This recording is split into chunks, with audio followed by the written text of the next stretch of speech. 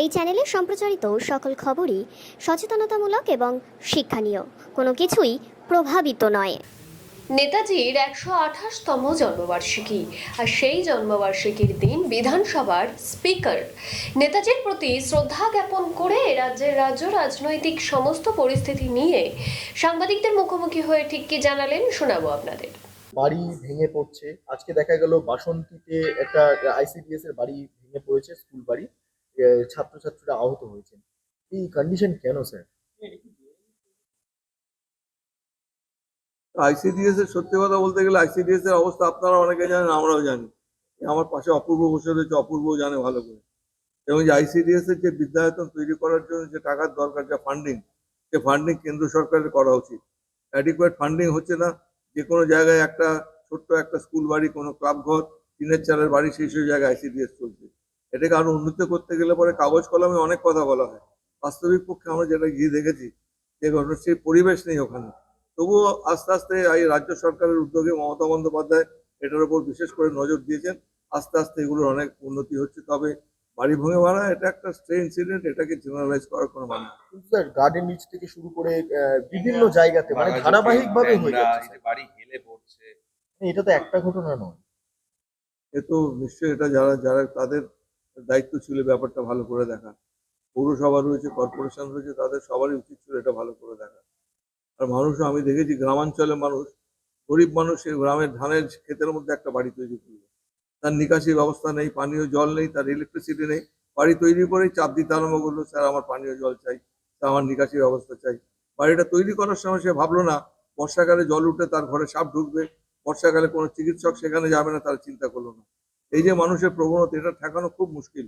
আমি অনেক পঞ্চায়েতের প্রধানকে বলেছি আপনার এটা অ্যালাউ করবেন না। বলে কি করবো স্যার, আমাদের কথা শোনে না, গরিব মানুষ কোনো রকমের কয়েকটা টাকা জমিয়ে সে একটা বাড়ি করলো।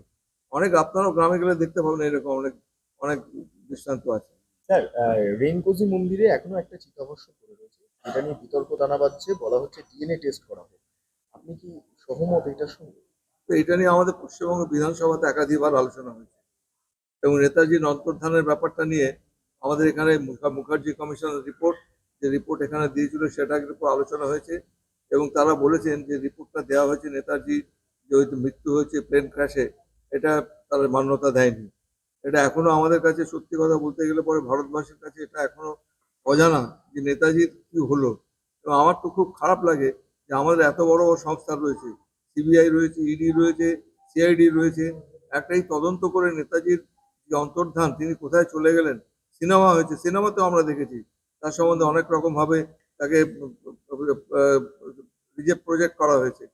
কিন্তু নেতাজির অন্তর্ধান সম্বন্ধে ব্যাপারটা নিয়ে অনেকবার আলোচনা হয়েছে, কিন্তু সঠিক কোনো সিদ্ধান্তে এখন আসা যায়নি। মুখার্জি কমিশন রিপোর্টও এটা পরিষ্কার করে বলেছে, যে আমাদের বিধানসভাতে করা হয়েছিল এবং সেটা নিয়ে অনেক আলোচনাও হয়েছে।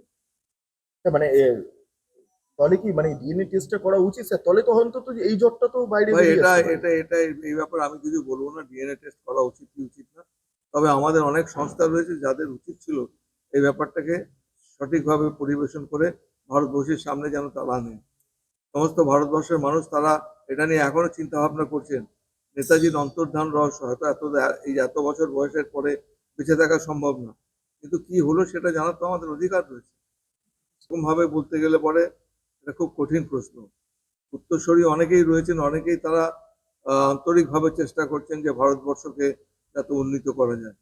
কিন্তু সেই রকম ভাবে আমার নজরে কেউ পড়েনি যে নেতাজির ঠিক প্যারালাল বা তাকে সাবস্টিটিউট করবে, এরকম কোনো নেতৃত্ব আমাদের নজরে আসেনি এখন। এই যে রহস্যের কথা এখনো, এটাতে তো কেন্দ্রীয় সরকারের দায়িত্ব নেওয়া উচিত ছিল। মানে আগের কংগ্রেস সরকার, এখন বিজেপি বা জোট সরকার একাধিকবার এসেছে। দুর্ভাগ্যজনকভাবে নেতাজির পরিবারের সদস্য যারা, তাদের মন্তব্যটা কিন্তু অন্যরকম।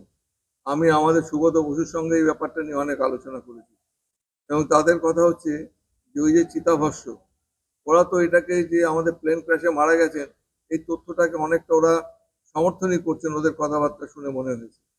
কিন্তু আমাদের এখানে মুখার্জি কমিশনের রিপোর্ট যেটা রয়েছে তাতে কিন্তু সম্পূর্ণ অন্যরকম কথা বলা হয়েছে। স্যার মুখার্জি কমিশন কি কোথাও মান্যতা দেওয়া উচিত ছিল যেটা আদতে দেওয়া হয়নি? এটা নিয়ে আলোচনা হয়েছে অনেক। মান্যতা দেওয়া তো সার্টেনলি উচিত ছিল, এটা নিয়ে আবার নতুন করে একটু চিন্তা ভাবনা করা উচিত ছিল।